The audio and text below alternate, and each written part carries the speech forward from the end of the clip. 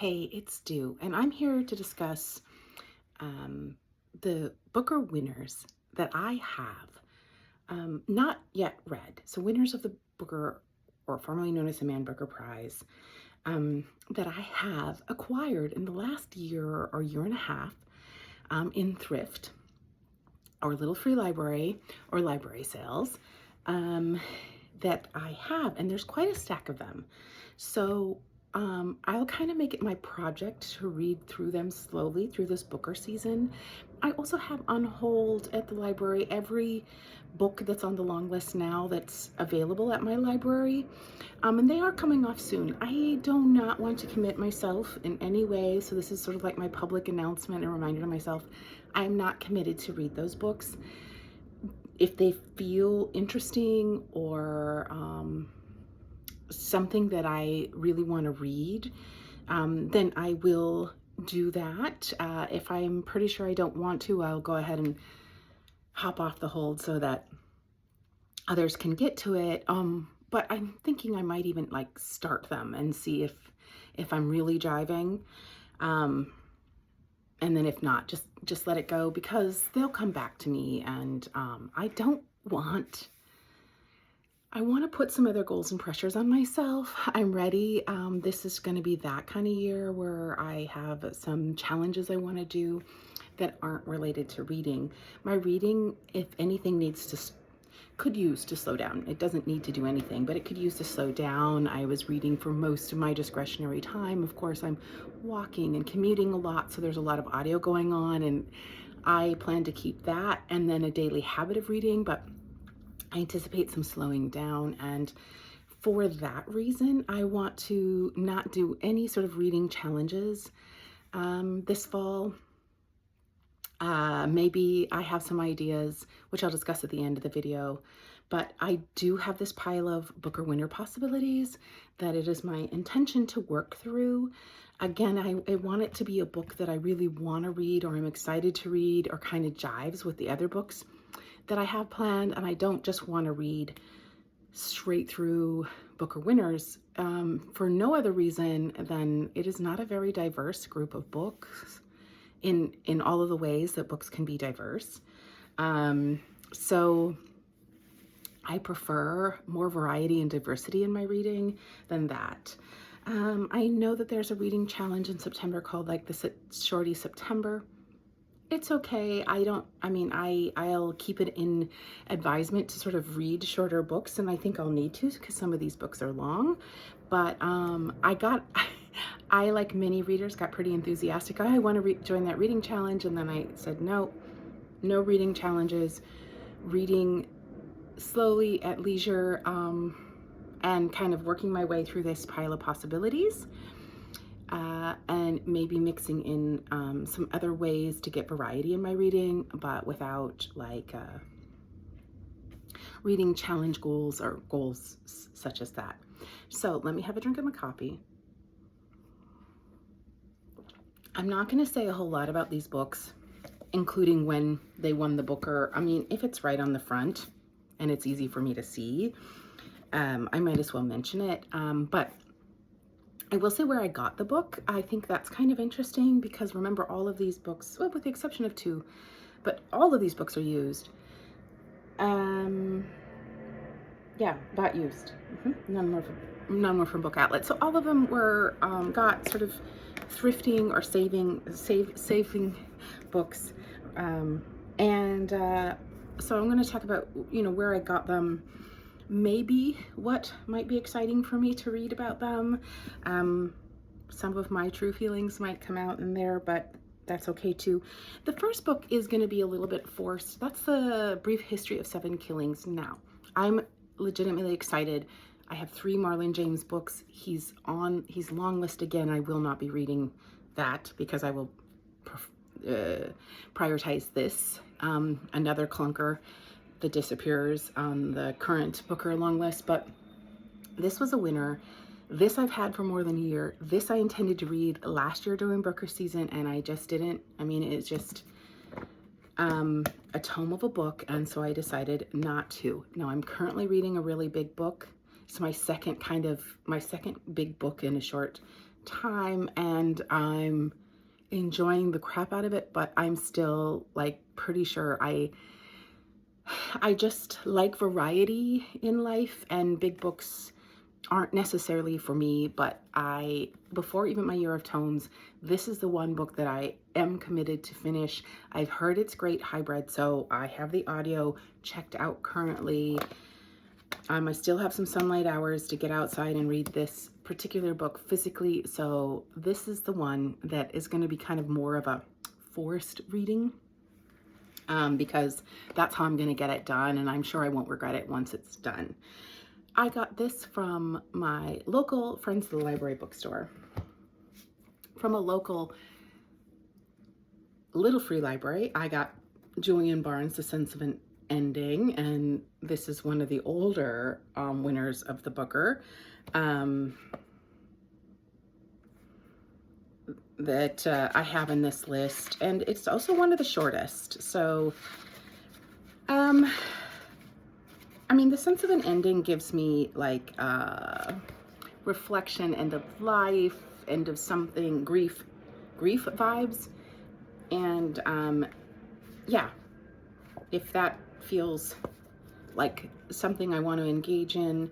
I think Julian Barnes is known to be quite a beautiful writer, so there's that. Okay, then I have Damon Galgut's The Promise. I think I have a memory of watching this adaptation, and there is an adaptation. This is sort of a family drama, but it also sort of like an inheritance and legacy drama. This is the one South African, or even African, period, book winner from this list. So yeah, that one it says on the front 2021. I got it from my local Friends of the Library.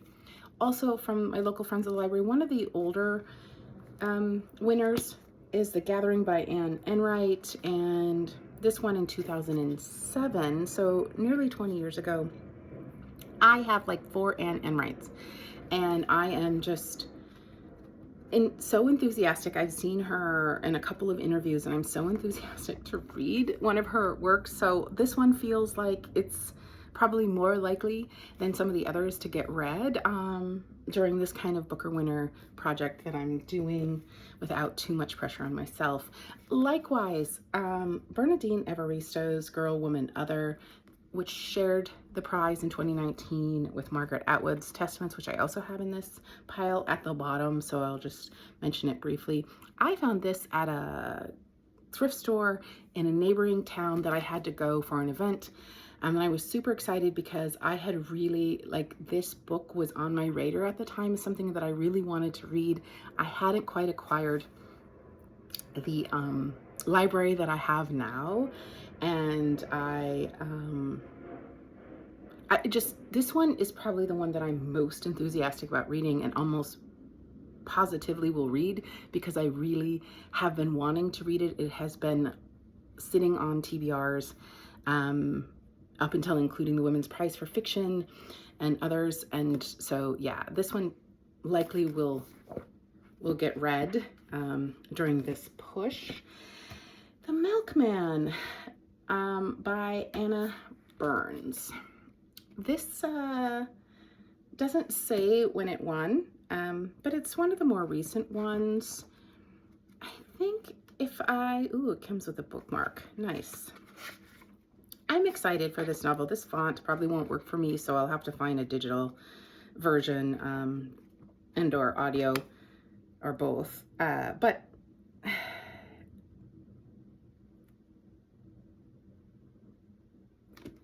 I think this is also crossover with Women's Prize, which works for me. I think there's SA in this book. That's what I think, and that might hold me back from reading it. I just need to be in a really good place to explore that topic. 2018, I think that's when this book was won. At least it's one of the grossly underrepresented women authors from Booker winners.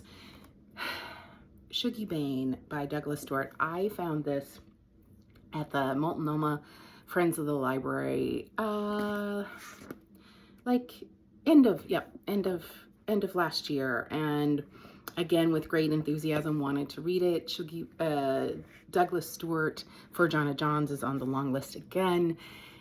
This is also themes of a mother who's an alcoholic and sort of son who is having to deal with that, and for that reason too that feels pretty darn heavy of a theme, but I do have a lot of enthusiasm around reading this book.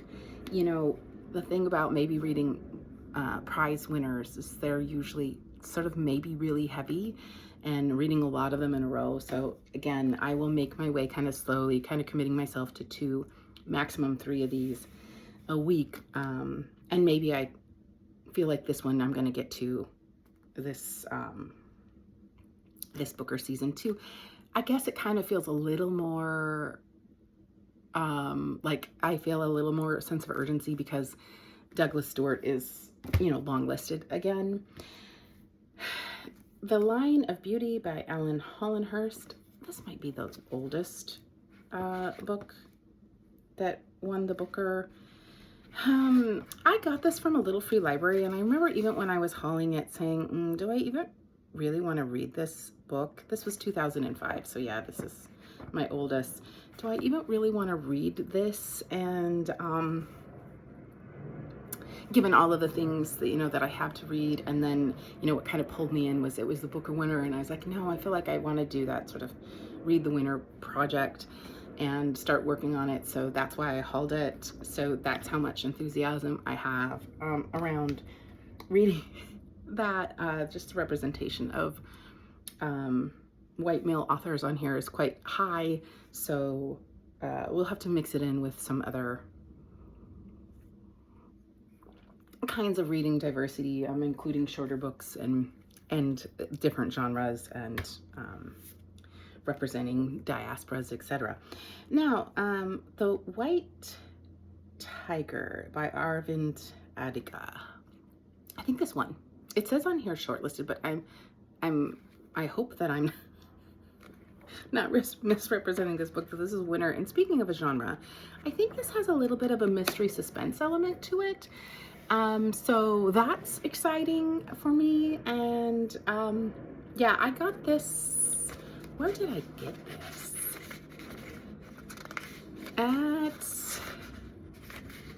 I pencil in. Oh, I got this mid-year last year at my local Friends of the Library. Yeah, I can see myself getting to this one this time. Okay, this one I recently hauled, and this and the next one are the only 2 that I bought used from independent bookstores where I traded in some books, got a discount off of, or credit towards used books, and this is one of them. I have a lot of enthusiasm about reading The 7 Moons of Mali Almeida. I think this is an afterlife. Yeah, an afterlife speculation, and I do really like reading about afterlife. So, and I believe this is a Sri Lankan setting and Sri Lankan author, and you know, what a fantastic cover. Then I have The Prophet Song, which was the winner in 2023 by Paul Lynch. This is a dystopia set in Ireland. Couple of folks that I speak with quite often really loved this book. I can hear any, you know, sort of like critique or even criticism which suggests that like real life dictatorships and dystopians are happening all over the world, and why are we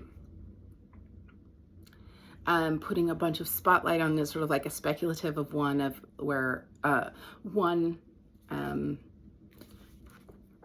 when others are actually really happening, and have authors coming from there.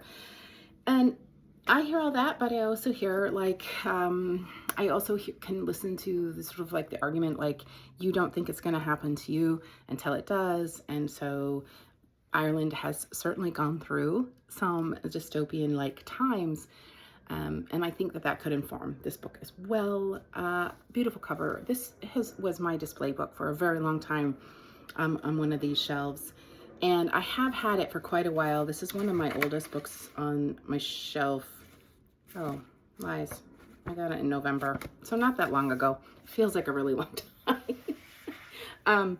But I did get it from a used bookstore, so for some reason that one feels like a little less scavengy, thrifty, and I had more enthusiasm to read it.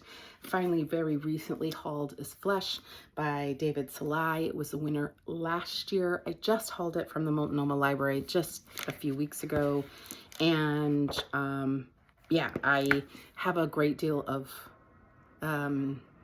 confidence that I will get to reading this one during the next couple of months.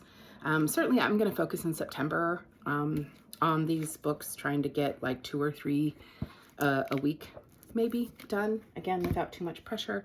And then finally, the last Booker winner that I have is Margaret Atwood's The Testaments. And this is the sequel to Handmaid's Tale.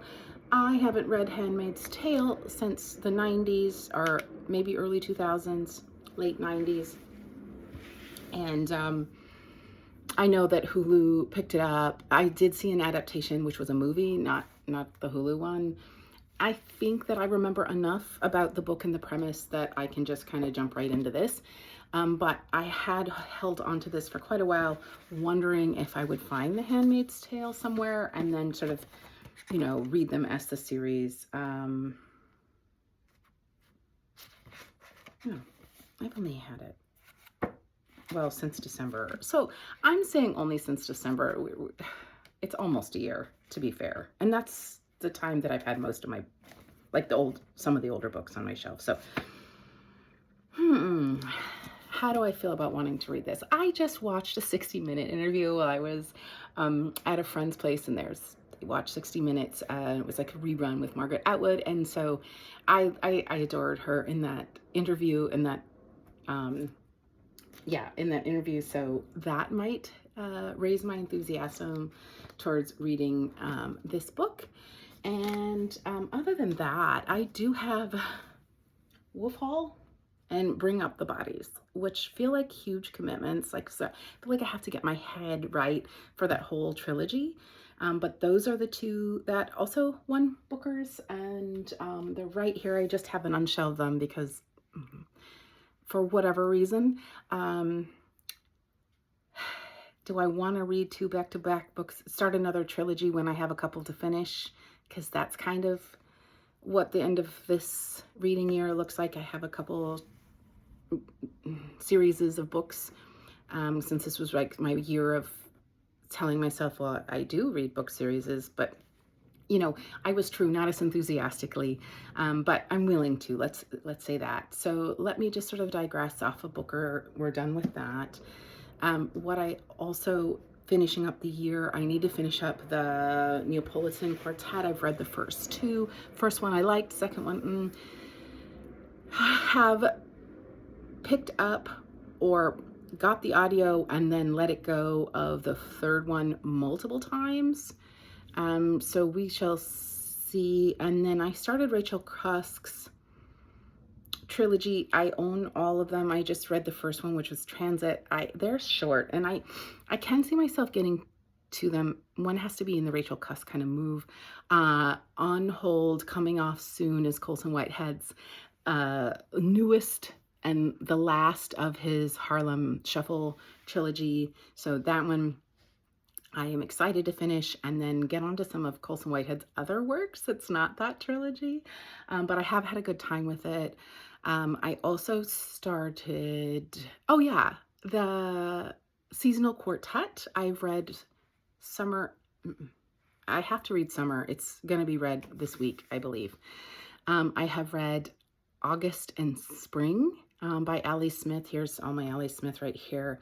And then, so I'll read Summer, and then I'll read Winter in the Winter, and I'm pretty sure that's going to get done. Oh yeah, the Old Filth. I've read the first two. I only recently, when I was in San Diego, found the third one. So that probably is going to get read in the next week or so as well to finish that up. And so that's kind of the only other besides this Booker pile of possibilities for the next month. Plus pressure I'm going to kind of put on myself to read books. Other than that, I am going to just kind of going to continue to mood read. I had an idea which I might stick to, that starting in September, I'm just sort of like read the rainbow. So it gives me a way to kind of scavenge my shelves without really committing to reading challenges. So let me explain. So like in September, I would do red, and that would mean red in the title, red anywhere on the cover, or the, red font, red binder. Like you can see plenty of red books right behind me. And then I would just do orange, yellow, green, blue, purple, pink, white, black, brown, something like that. I think that will help me also kind of get to some of my book collections, which are Archipelago and Europa Edition and YRB, that have those brightly colored book covers that I kind of, because they feel like a collection, I feel like I get to them less, and I do want to make sure that I'm reading them. But I also just want to make sure that I'm going through my shelves all the time and looking at what's there, and not necessarily feeling pressure. I think that gives me enough leeway that there's still a lot of mood in picking what it is, but getting to books, not letting books kind of get hidden or lost on the shelves. So there it is. I guess that's my Booker winner project slash what reading is probably going to look like for me for the next, through the end of this calendar year. And of course, subject to change at any time. But until my reading review video, that's it for me. Happy reading.